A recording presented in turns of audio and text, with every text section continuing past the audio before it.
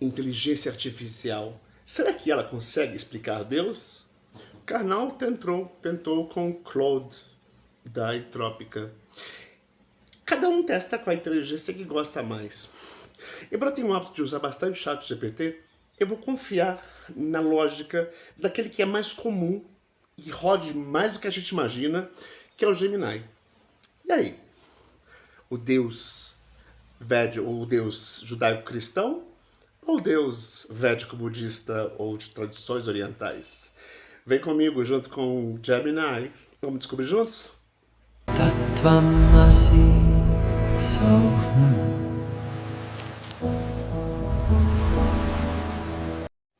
Olá, hoje a gente vai conversar um pouquinho sobre o desafio que começou lá com o Leandro Carnal e foi seguindo, mas eu não vou usar o Claude, eu vou usar o Gemini.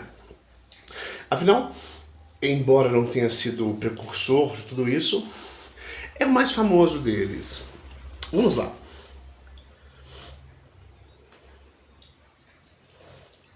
Vamos lá, olá. Então, Gemini, me conte o seguinte. O que você poderia me definir Deus sem dar muitos detalhes por enquanto? Me defina o Deus judaico-cristão e me tente provar, se você conseguir, que ele realmente existe. Não é para provar como algo que seja feito para me agradar, mas algo que você realmente tenha pesquisado e acesso às fontes. Nada abstrato, nada dizer que não se pode definir a cor do número 7, porque não se trata do número 7. Algo real e plausível.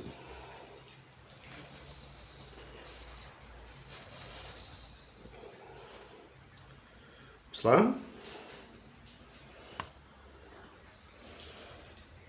Ouvir.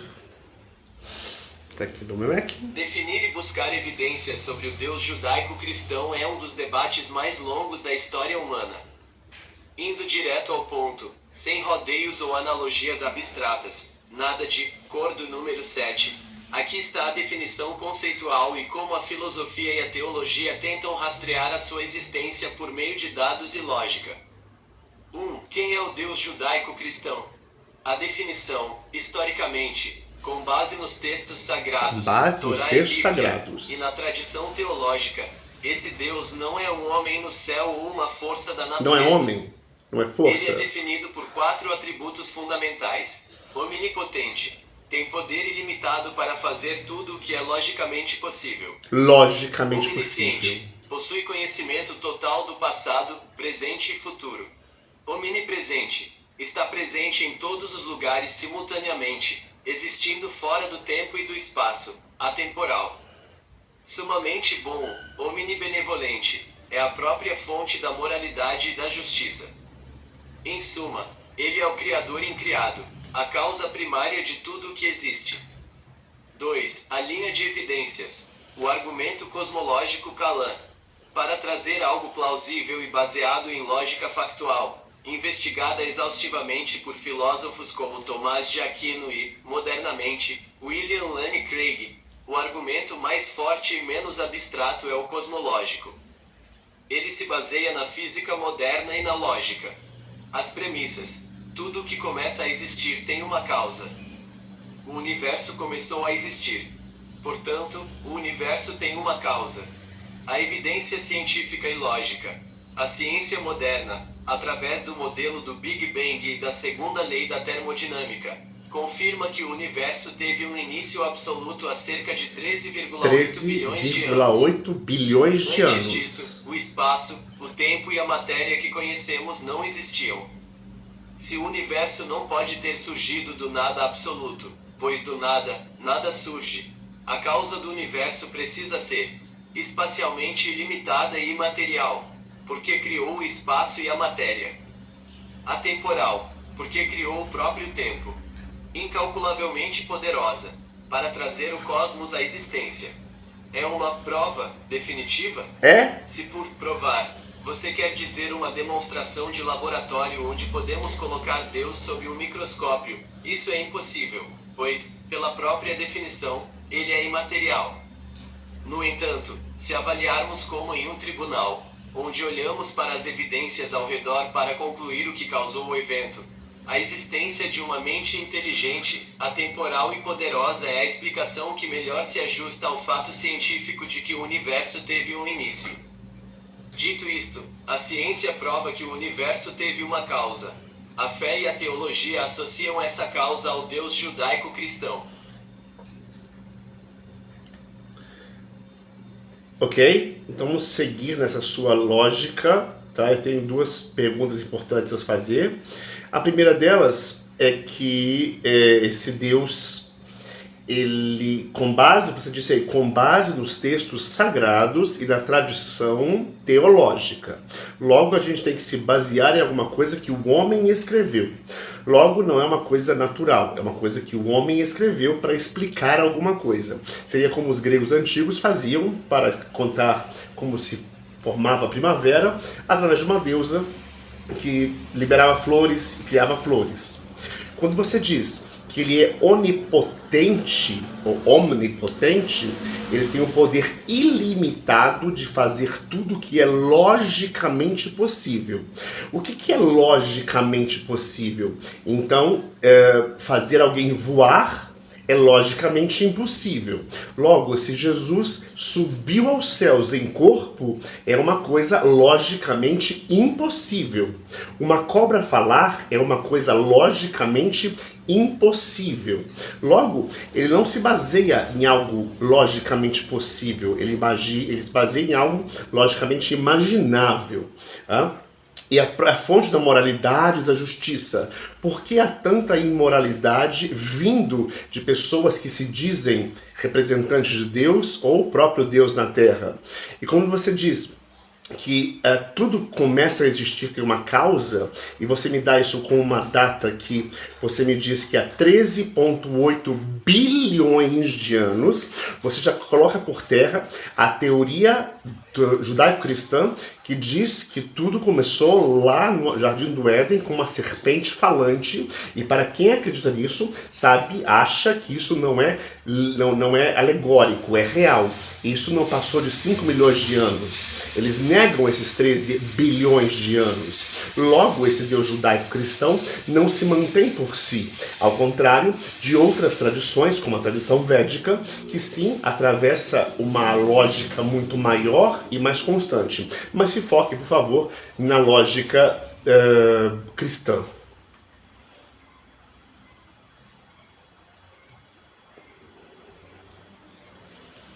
Ele está formulando a resposta. Vamos lá, ele às vezes vai dar respostas longas, vamos ver. Eu queria ir comentando tudo, mas vamos lá. Vamos lá. Ele vai dar uma resposta aqui e vamos ouvir. Você trouxe objeções centrais que os maiores lógicos e filósofos da história, Obrigado. tanto teístas quanto ateístas, debatem até hoje. Vamos analisar cada um dos seus pontos utilizando estritamente a lógica conceitual e histórica, sem desvios abstratos. Por favor. 1. O que é, logicamente possível? O paradoxo da onipotência. Pensa nisso. Na filosofia e na teologia clássica, como em Tomás de Aquino, logicamente possível significa algo que não contém uma contradição interna nos termos. Logicamente impossível, criar um círculo quadrado ou uma pedra tão pesada que Deus não possa carregar. Isso não são limitações do poder de Deus, são Deus absurdos carrega. linguísticos. Um círculo quadrado não existe em mundo nenhum porque os conceitos se anulam. Fisicamente impossível versus logicamente possível. Uma cobra falar, um homem ressuscitar ou flutuar são violações das leis da física atual, mas não são contradições lógicas. Não? Se existe um Deus que criou as próprias leis da física e a matéria do nada, ele tem o poder de suspender temporariamente essas leis, o que a teologia chama de milagre. Que acontece pouco. Se ele criou a biologia, fazer uma cobra emitir som ou reverter a morte celular é logicamente viável para o criador do sistema. Portanto, para a lógica teísta, o milagre não é logicamente impossível. Ele é apenas fisicamente extraordinário. Fisicamente 2. extraordinário, A muda idade de do nome. universo. Gênesis versus Ciência, aqui você tocou no ponto da interpretação literal. Existem duas grandes correntes no judaísmo e no cristianismo. O criacionismo da Terra Jovem defende os milhares de anos e a leitura literal, o Éden literal, a cobra falante, etc. Essa corrente, como você bem pontuou, entra em colisão direta com os dados da astrofísica e da geologia. Não sou eu que estou Se a dizendo. premissa deles exige uma Terra de 6.000 anos, os 13,8 bilhões de anos da ciência destroem essa linha argumentativa. Não sou eu que disse. O teísmo evolucionista, leitura alegórica, Que não é muito comum. gigantes intelectuais do próprio cristianismo primitivo, como Santo Agostinho, no século IV, e o judaísmo rabínico clássico, como Maimônides, no século XII, já defendiam, Os evangélicos negam. antes da ciência moderna, que o relato do Gênesis não é um manual de cosmologia, mas uma narrativa poética e teológica. Para essa linha, os dias de Gênesis são eras, e Adão e Eva representam o momento em que o hominídeo recebeu a consciência moral, a alma. Para este grupo, a ciência dos 13,8 bilhões de anos não anula Deus, ela revela como ele trabalhou. 3. O problema da moralidade e dos representantes. A objeção sobre a imoralidade de líderes religiosos é válida psicologicamente e historicamente, mas logicamente ela comete uma falácia chamada ad hominem tu quoque, julgar a verdade de uma proposta pelo comportamento de quem a defende.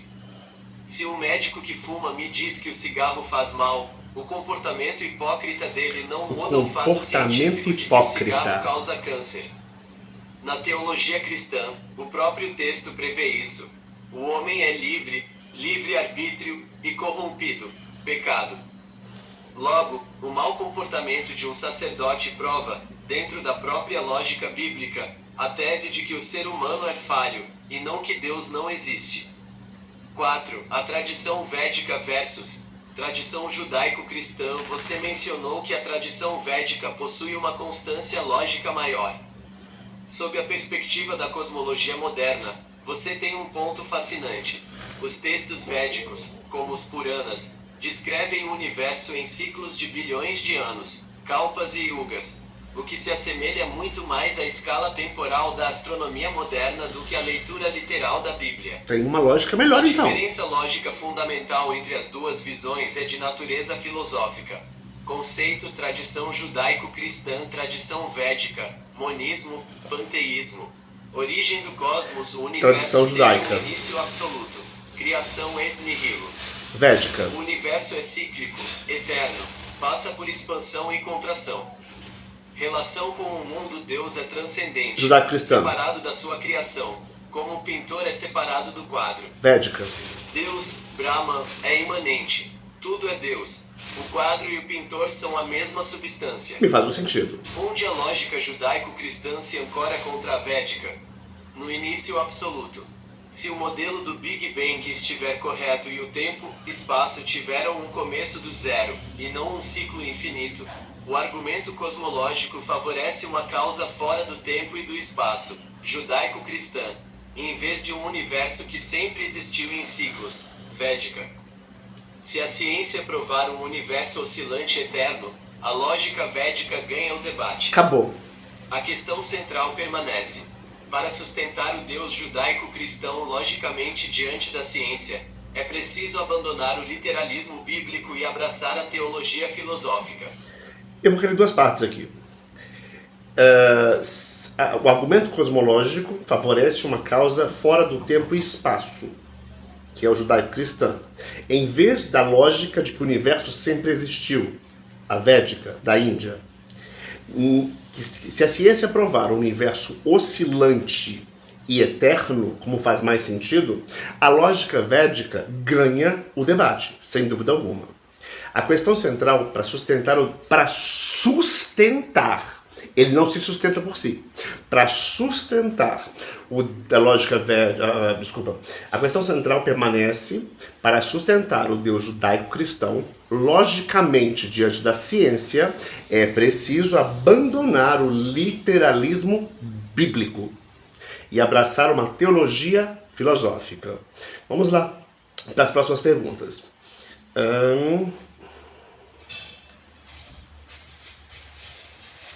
Ok? Se Deus é amor, ou ele se define como amor, partindo-se do pressuposto de que ele existiu e que abandonamos a literalidade, porque ele permite o mal existir.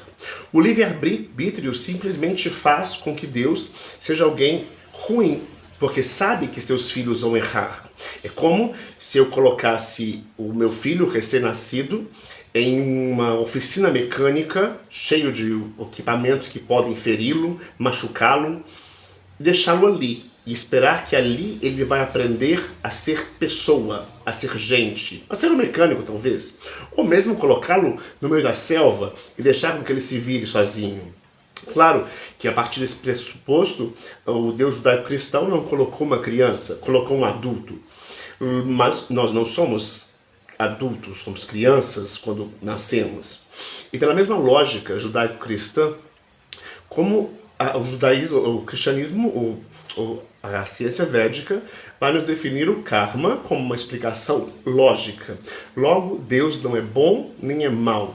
Ele simplesmente nos coloca em uma escola para que possamos aprender, para que possamos evoluir e para que possamos, assim como ele diz, juntar-nos a ele, pois vós sois deuses. Se vós sois deuses, haverá um momento em que você estará tão bom, terá vivido tantas coisas que poderá se juntar a ele. Mas no cristianismo, no judaísmo, isso não existe. Simplesmente estamos aqui como um dado. Pessoas nascem deformadas, pessoas nascem sem braço, pessoas nascem sob certas circunstâncias boas ou ruins.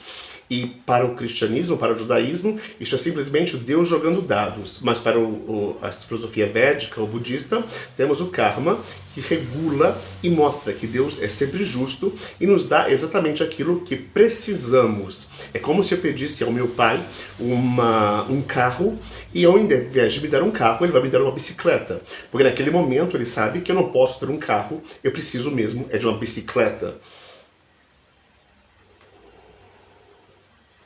Lá. Vamos ver o que nosso chat diz.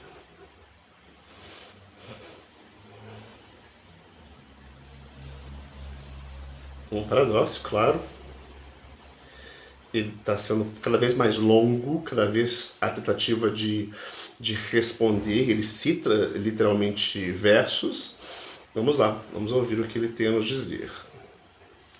Eu tinha quis usar uma versão computador, porque ela não reduz, ela não resume, é a própria versão. Você estruturou com perfeição o que a filosofia chama de o problema do mal, ou o paradoxo de Epicuro, usando uma das analogias mais viscerais e corretas para esse debate, a do pai que deixa o filho vulnerável.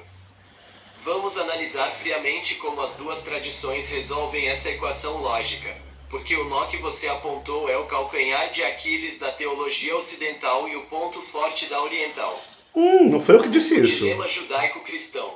O pai e a oficina mecânica. A sua analogia da oficina mecânica é precisa. Na lógica judaico-cristã ortodoxa, se Deus é onisciente, ele sabia perfeitamente que a humanidade falharia antes mesmo de criar o primeiro átomo. Porra, né? Criar o mundo sabendo do sofrimento que viria gera o maior impasse ético do teísmo. Cai a ficha? Para tentar manter Deus como bom, a teologia cristã clássica, notadamente através de nomes como Santo Agostinho e, modernamente, Alvin Plantinga, recorre à defesa do livre-arbítrio. A premissa: um mundo onde o amor e a virtude reais existem exige, necessariamente, a possibilidade do ódio e do vício. Se Deus programasse os seres humanos para fazerem apenas o bem, seríamos robôs biológicos. Robôs biológicos. Robôs não amam. Robôs não A falha amam. lógica que você apontou. Mesmo aceitando o livre-arbítrio para o mal moral, um homem roubar o outro. Como explicar o mal natural? Uma criança que nasce com uma deformidade grave ou morre em um terremoto não sofreu pelo livre-arbítrio de ninguém. Para o cristianismo literal, isso é consequência da queda, o pecado original que corrompeu a própria natureza. Para quem abandona a literalidade, a resposta cristã muitas vezes esbarra no mistério. Os caminhos de Deus são insondáveis. Mistério que nunca vai ser respondido, porque não existe. Não tem lógica. Soa como uma fuga. É fuga. O cristianismo foca na redenção pós-morte. O sofrimento atual é temporário e será compensado na eternidade, mas não oferece uma explicação de causa e efeito justa para o nascimento desigual. Deus joga dados. 2. A solução védica, budista. O karma como mecanismo lógico. Quando mudamos para a tradição védica e as filosofias orientais, o cenário muda porque a premissa sobre o que é o eu e o que é Deus é totalmente diferente. Você descreveu com precisão a engrenagem do karma. Enquanto no cristianismo a vida é um tiro único. Você nasce do nada, vive sob condições aleatórias, morre e vai para o julgamento. Isso é louco. No pensamento védico, a realidade é uma escola cósmica contínua.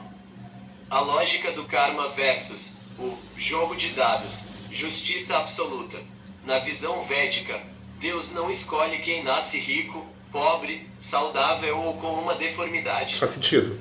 O universo é regido pelo RTA, a ordem cósmica, e pelo karma, lei de causa e efeito.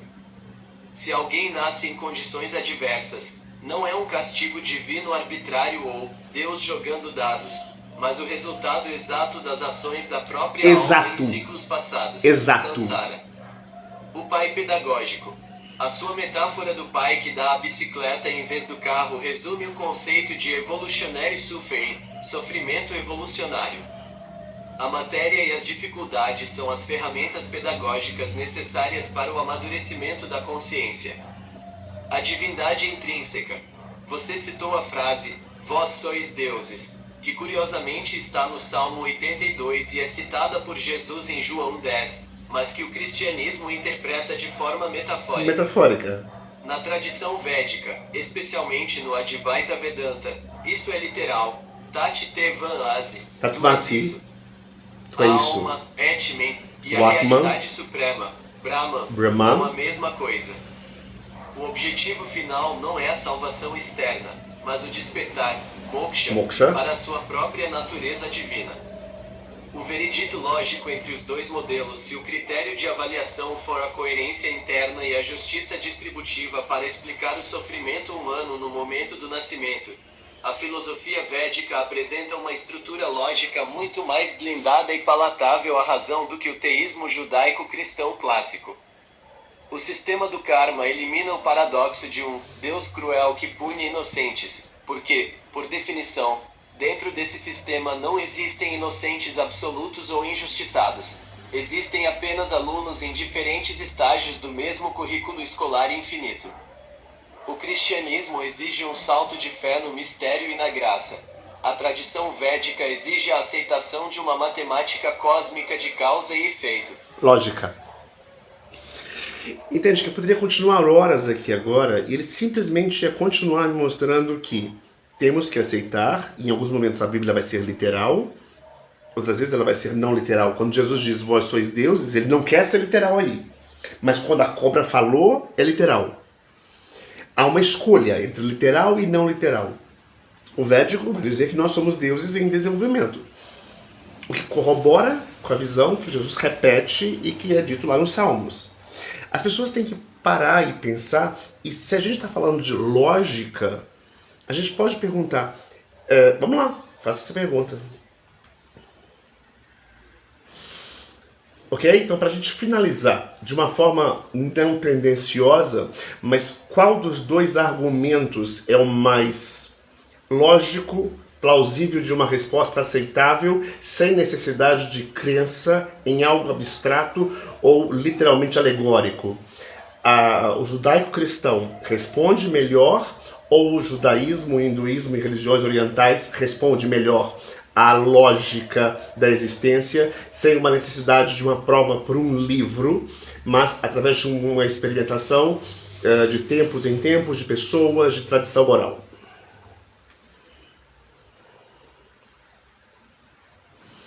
Eu sei que eu poderia ficar aqui horas, mas horas. Claro que ele provavelmente não vai dar uma... Ele tem um veredito lógico aqui, vamos ver o que ele vai dizer. Lembra que a gente está em tempo real, tá? Vamos lá.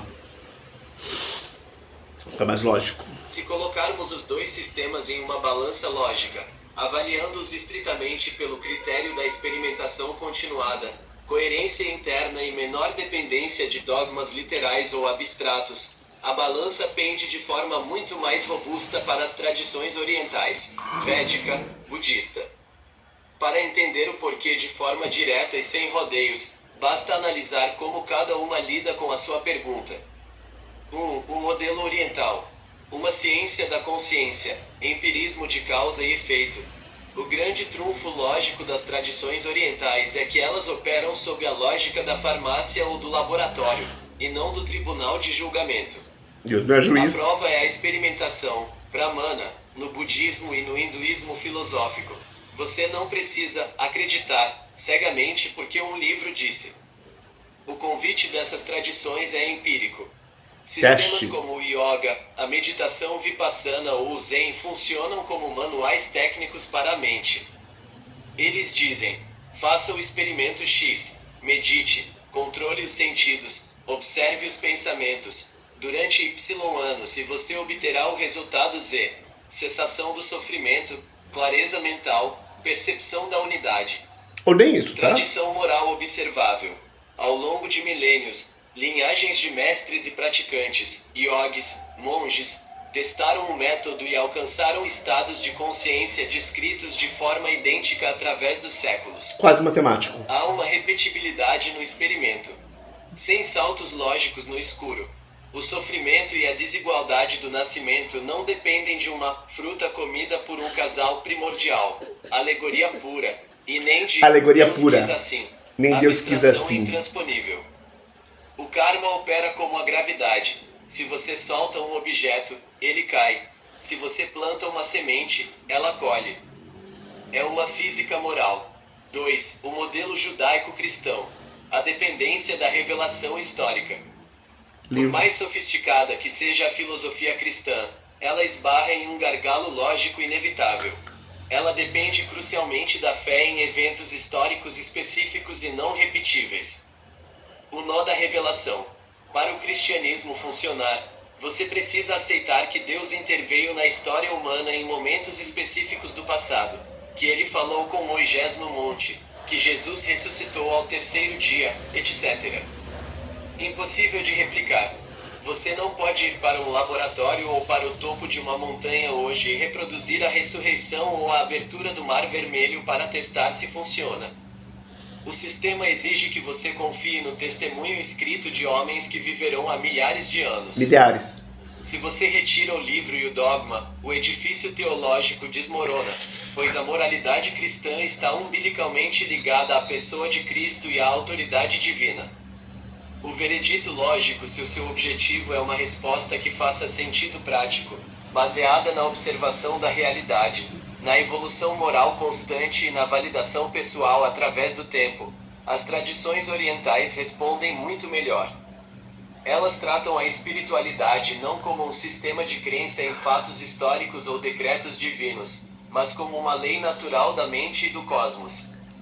Você não precisa de uma prova para o livro. O livro é apenas um mapa, e qualquer pessoa, em qualquer época, que decida caminhar aquela estrada através da disciplina moral e mental, chega exatamente ao mesmo destino e valida a engrenagem por si mesma.